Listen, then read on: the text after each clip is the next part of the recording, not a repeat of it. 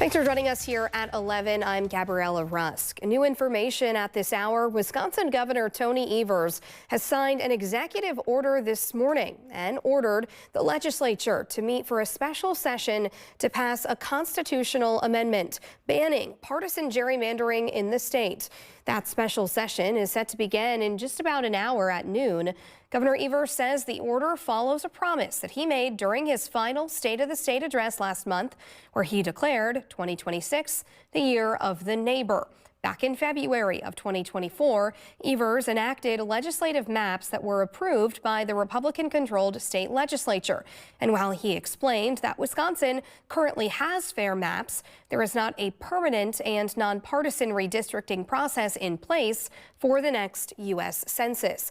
Writing, quote, "If the legislature doesn't act now, our maps could go right back to being rigged, and Wisconsinites could go right back to living under undemocratic maps. We cannot let that happen." He goes on to say that, quote, "We have a responsibility as elected officials to make sure we never go back."